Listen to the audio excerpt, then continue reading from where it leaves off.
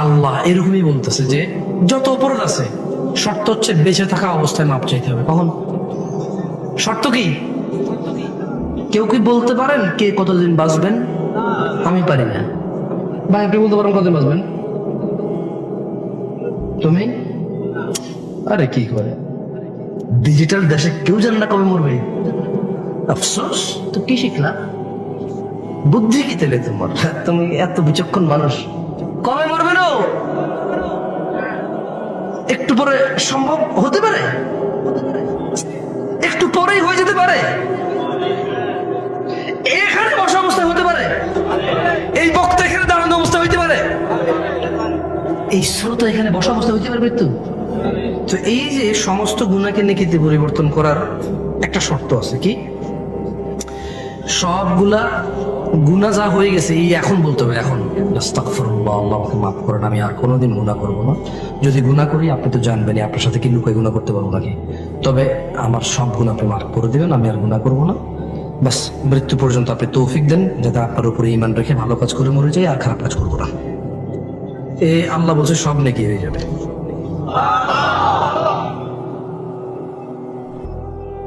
এখন আপনাদের সিদ্ধান্ত ভাই, আমি তো আপনাদের আসলে কিছু দিতে পারবো না, আপনাদেরকে ফু দিয়ে পারবো, বলে যেতে পারবো। আকুলু কওলি হাযা ওয়াস্তাগফিরুল্লাহ লি ওয়া লিসাইরিল মুমিনিন ফাস্তাগফিরুহু।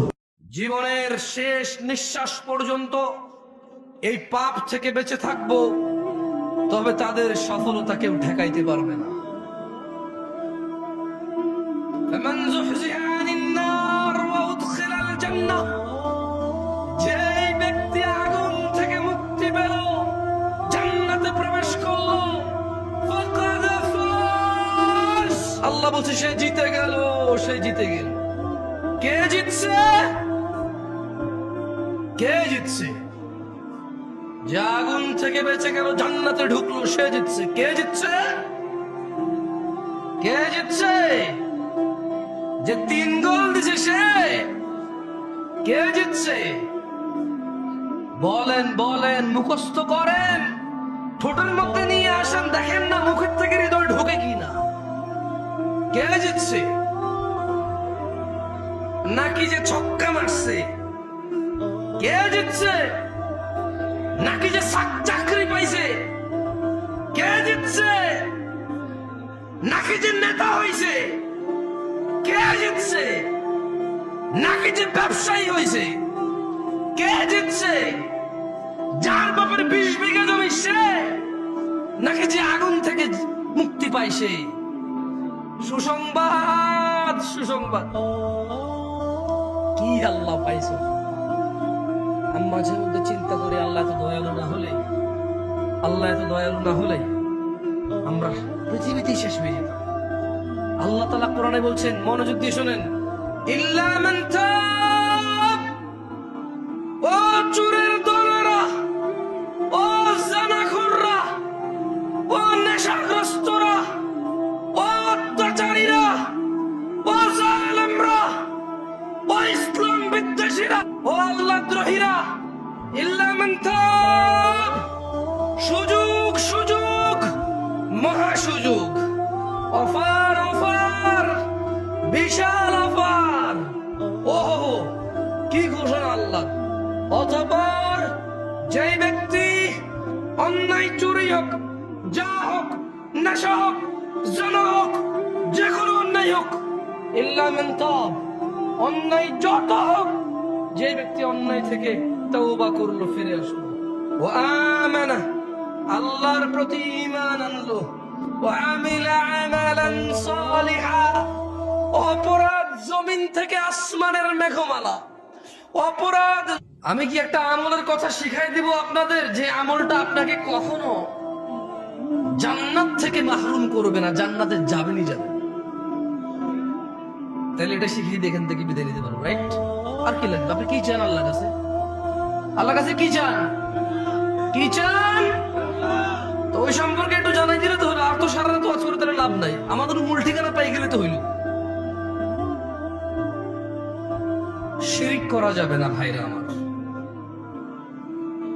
না না, আপনাকে ভুল বলছে বক্তা। শেষ নবীর উম্মত আমরা, নবীর উম্মত তোরা কখনো শিরিক করতে পারে না, একদম ভুল বলছে। সূরা ইউসুফ সূরা নাম ওয়া মা ইউমিনু আকসারুহুম বিল্লাহ ইল্লা ওয়া হুম মুশরিকুন। আপনার হুজুর বলছে যে একবার মুসলমানের ঘরে জন্ম নিয়ে নিলে বাপ আর দাদা যদি মুসলমান হয়ে যায়, যদি আপনার দাদা আর বাপ কোন রকমের মুসলমান হয়, তাহলে আপনার দ্বারা শিরিক আর সম্ভব না। আপনার হুজুর বলছে, আমি বলছি, এরকম মাইকে কেমন। ওইদিকে সূরা ইউসুফ কি আমাদের নবী মুহাম্মদের উপরে সাল্লাল্লাহু আলাইহি ওয়াসাল্লাম নাযিল হয়েছে নাকি অন্য নবীর উপরে? তাহলে এখানে আল্লাহ বলছেন যে ওয়া মা ইউমিনু আকসারুহুম বিল্লাহ, আল্লাহ তাআলা বলছে যে এই যে মানুষকে তুমি দেখছো মুহাম্মদ সাল্লাল্লাহু, এদের অধিকাংশ মানুষ প্রথমে ঈমান আনে। প্রথমে কি আনে? কি আনে? মানে এরা স্বীকার করে বাচ্চা দেয় কে, বৃষ্টি দেয় কে, সুস্থ করে কে, এরা ঈমান আনে।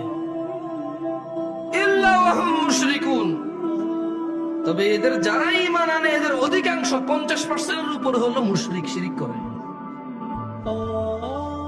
ওই কল্পনা থেকে বের হন যে আপনার বাপ দাদা মুসলমানের জন্য আপনার দ্বারা শিরিক হবে, কেমন থেকে বের হন।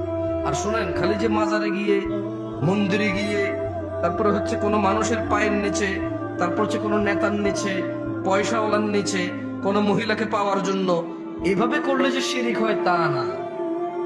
শুধু শিরিক এভাবে হয় না। জাবের রাদিয়াল্লাহু আনহু থেকে বর্ণিত, তিনি বলেন, কি বলেন?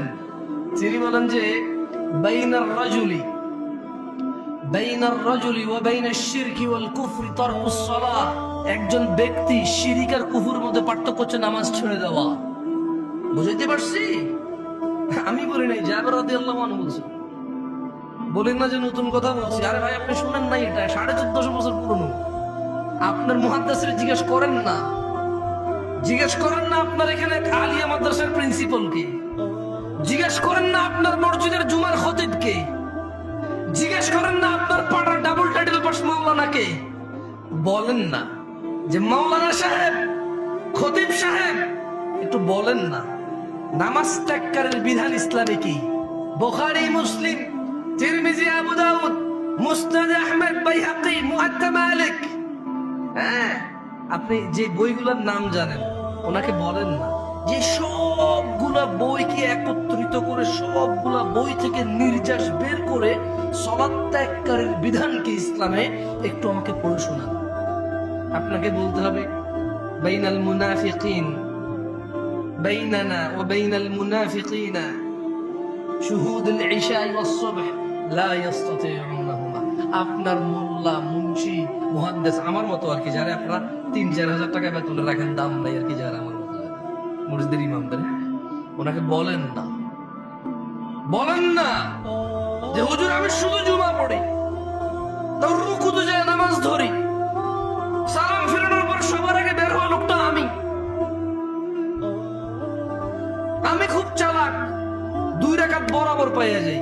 সবাই পড়ে 5 মিনিট নামাজ 2 রাকাত পায়, আমি পড়ি 3.5 মিনিট, তারপরে 2 রাকাত পাই। কেমনে? সবাই বোকা আল্লাহু আকবার যায় ধরছে নামাজ, আমি সোজা রুকুতে যাই পাইছি 1.5 মিনিট পড়ার পর। তার মানে আমি টাইম সেভ করছি, দারুণ। আমি যে কি বুদ্ধিমান, আল্লাহ, আমি যে কি চালাক। ইমাম সাহেব আপনি বুঝেন না, আপনি জানেন না আমি কত ক্লেভার, আমি হেভি জিনিয়াস টাইপের জিনিস। হ্যাঁ, চিন্তা করেন তো, ওরা 5 মিনিট পড়ে 2 রাকাত, আমি 3.5 মিনিট পড়ে 2 রাকাত আমি। এবং ইমাম সাহেব নামাজ শুরু হয় আল্লাহু আকবার দিয়ে, শেষ হয় আসসালামু আলাইকুম দিয়ে। আমি আসসালামু আলাইকুম বলছি, সবার আগের লোকটা আমি বাইরে হয়েছি, তার মানে নামাজ শেষ, আমি নাই ওইখানে, আমি টাইম সেভ করছি। আপনি চালাক না? এই ছেলে, তুমি চালাক না? তুমি তো এটাই করো। তোমার হুজুরকে বলো না, তুমি যাকে বিশ্বাস করো তাকে বলো না যে ইসলামে হাদিসের যে গ্রন্থগুলো আছে ওখান থেকে একটু বলেন তো, আমি শুধু জুমার 2 রাকাত পড়ি, আর কোনো নামাজ পড়ি না আমি, আর ঈদের নামাজ পড়ি, আর কেউ মারা গেলে আমার, তাও যদি আমার নানি, দাদি, নানা, নানু, খালা, খালু, ফুফা, ফুফি, হ্যাঁ, আত্মীয় স্বজন, চাচা, জ্যাঠা, একেবারে নিকটবর্তী হলে আমি জানাজায় অংশগ্রহণ। এর মানে আমি নামাজ পড়ি না, আমার বিধান কি ইসলামে? শুনেন, আপনার হুজুর থেকে শুনে নিয়েন, শুনে নিয়েন আপনার আলেম থেকে, শুনে নিয়েন আপনার বিশ্বস্ত মানুষটা থেকে, যাকে আপনি শ্রদ্ধা করেন। আজকে আমাকে নিয়ে আসছেন, আমি বলে দিই, দেখিয়ে এগুলো এসে বলতে হবে। যদি সে আপনাকে আদর করে এইভাবে মাথা ঘুরে বলে যার সমস্যা নেই, ঠিক হয়ে যাবে, ছোট ওনার ব্যাপার। আর যদি বই থেকে নিয়ে আসে কথা, কোথায় থেকে? বই থেকে নিয়ে আসতে বলবে যে বাইনানা ওয়া বাইনাল মুনাফিকিন শুহুদুল ইশা'i ওয়াস সুবহ লা ইস্তাতিউনাহুমা। বলতে হবে যে আল্লাহর নবী বলছে আমাদের মুসলমানদের আর মুনাফিকদের মধ্যে পার্থক্য হচ্ছে ফজর আর ইশায় উপস্থিত হওয়া। লা ইস্তাতিউনাহুমা, মুনাফিকরা ফজর আর ইশায় উপস্থিত হতে পারে না। আল্লাহর নবী মুনাফিক বলছেন।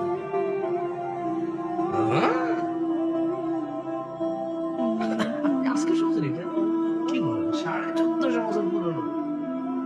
এটা আমি বলতে হচ্ছে কেন জানেন? আপনি বলুন যে দূর থেকে কোন ছেলে আসছে, বাপ দাদা 14 গোষ্ঠী শুনি নাই, নতুন কথা বলে। না না, আপনি শুনছেন এইটা নতুন কথা। এটার বয়স 1450 ক্রস করছে। কেমন? মানে আপনার আব্বার আব্বা, তার আব্বার আব্বা, তার আব্বার আব্বা, তার আব্বার আব্বা, তার আব্বার আব্বা, তার আব্বার আব্বা, তাদের সবার আব্বার আব্বার আগে কোথায়? আপনি বলবেন যে কি কথা বলে, বাপ দাদার জন্ম শুনে নেই। আর দূর, তোমার বাপ দাদার 14 গোষ্ঠীর 14 বার যোগ্য লেয়ার আগের কথা। এটা এত পুরনো কথা তুমি শুনো নাই কখনো, সময় পাও নাই শুনো। এটা বলতে হবে। আরেকটা কি বলবে?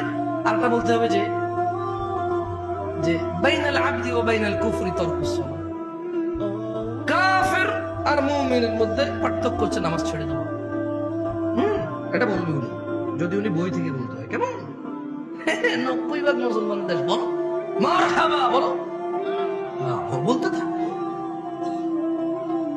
তোমার ক্ষমতা অনেক না, তুমি নিজেকে নেতা বললে নেতা, সুদর্শন বললে সুদর্শন, কবি বললে কবি, লেখক বললে লেখক, তুমিই তো তুমি।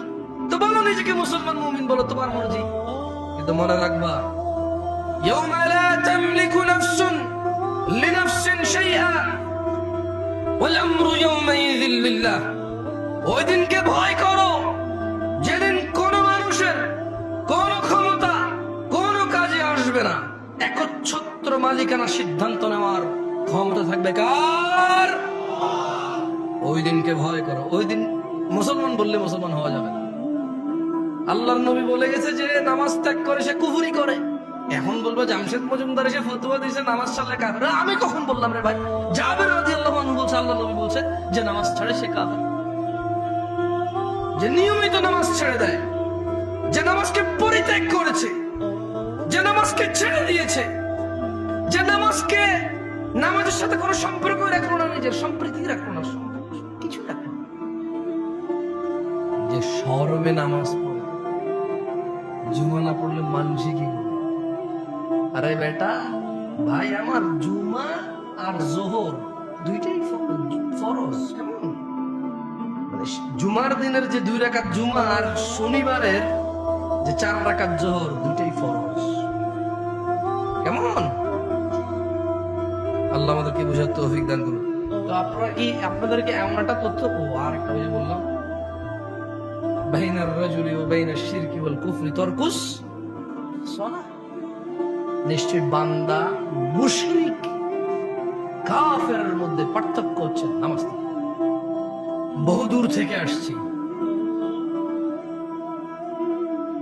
এই পুরো কাউনিয়ার সবাই যদি জান্নাতে চলে যায়, যদি আমি না যেতে পারি, এতে আমার কোনো সফলতা নাই। এই পুরো কাউনিয়ার সবাই যদি জাহান্নামের নিম্ন স্তরে চলে যায়, যদি আমি মুক্তি পেয়ে যাই, এতে আমার কোন লস নাই। তাই এমন একটা ইবাদতের কথা, এমন একটা দুষ্কৃতির কথা, এমন একটা পাপের কথা বলে যেতে চাই, যেই পাপকে পরোয়া করলে এই রাজাঘাটের মানুষের জান্নাত হবেই হবে। আমি বলিনি, আল্লাহ বলেছে। যদি রাজাঘাটের নারী ও পুরুষরা, যদি রাজাঘাটের ধনী ও দরিদ্ররা, যদি রাজাঘাটের যুবক ও বৃদ্ধরা, সুস্থ অসুস্থরা যদি সিদ্ধান্ত নেয় এই পাপ সম্পর্কে আমরা সতর্ক হব, জীবনের শেষ নিঃশ্বাস পর্যন্ত এই পাপ থেকে বেঁচে থাকব, তবে তাদের সফলতা কেউ ঠেকাইতে পারবে না। فمن زحزح عن النار وأدخل الجنة, যেই ব্যক্তি আগুন থেকে মুক্তি পেল, জান্নাতে প্রবেশ করলো, ফাকাদ ফাজ, আল্লাহ বলছে সে জিতে গেল, সে জিতে গেল। কে জিতছে? কে জিতছে? যে আগুন থেকে বেঁচে গেল, জান্নাতে ঢুকলো, সে জিতছে। কে জিতছে? কে জিতছে? যে 3 গোল দিছে সে। কে জিতছে? বলেন বলেন, মুখস্থ করেন, ঠোঁটের মধ্যে নিয়ে আসেন, দেখেন না মুখের থেকে হৃদয় ঢোকে কি না। কে জিতছে? নাকি যে ছক্কা মারছে? কে জিতছে? নাকি যে চাকরি পাইছে? কে জিতছে? নাকি যে নেতা হইছে? কে জিতছে? নাকি যে ব্যবসায়ী হইছে? কে জিতছে? যার বাপের 20 বিঘা জমি সে, নাকি যে আগুন থেকে মুক্তি পাইছে?